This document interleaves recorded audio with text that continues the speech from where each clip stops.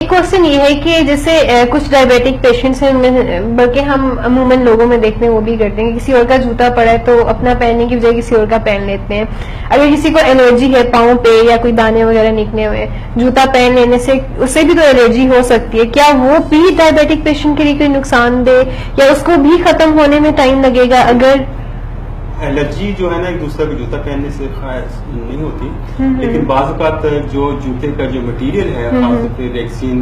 या उसका जो चमड़ा या उसके जो केमिकल्स हैं वो आपके जो पाँव के साथ जो इन टच होते हैं तो वो एलर्जी कर सकते हैं। तो एलर्जी में खारिश होती है, बाज़ औक़ात पेशेंट्स होते में खारिश करता है, तो इतनी इंटेंस खारिश होती है कि उसको जख्म कर लेता है, तो फिर जख्म होने से और वो प्रॉब्लम फिर मसला होता है। अच्छा, एक और क्वेश्चन है, गैंग्रीन का जो है वो अक्सर मैंने सुना हुआ है, क्या ये भी इसी से ही ताल्लुक है इसका, या ये कोई अलग चीज है? जैसे एक बड़ी फेयरफुल और एक बड़ी फ्राइटनिंग किस्म की कंडीशन है कि जिसमें हम ये होता है कि पाँव की जो देखिए ऐसे है कि पाँव को एक सप्लाई है, जैसे डॉक्टर इजाज ने पूछा कि कैसे पता कर सकते हैं, उसमें थोड़ा सा मैं ऐड कर दूं कि हम अपनी पल्स जो पैरों की नब्ज है उसका डॉक्टर या आप खुद भी तरीके से सीख सकते हैं अपने पाँव की नब्ज को चेक करने के लिए। तो जैसे डायबिटीज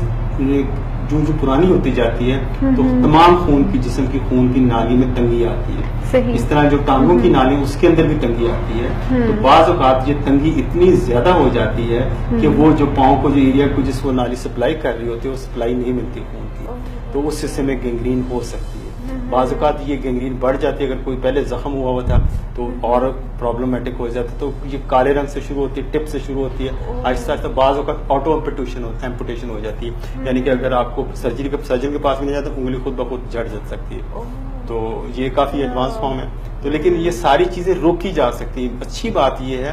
कि प्रिवेंशन, वो कहते हैं इज बेटर देन क्योर, कि आप जो है कि आप ट्रीटमेंट करवाएं, फलां करवाएं, उस चीज का सोचें। जैसे हम जब भी बात करते हैं हम गवर्नमेंट के लेवल पे या इंडिविजुअल लेवल सोचते हैं कि फलां कॉम्प्लिकेशन का इलाज करवाना है, भाई वो कॉम्प्लिकेशन को रोका क्यों ना जाए?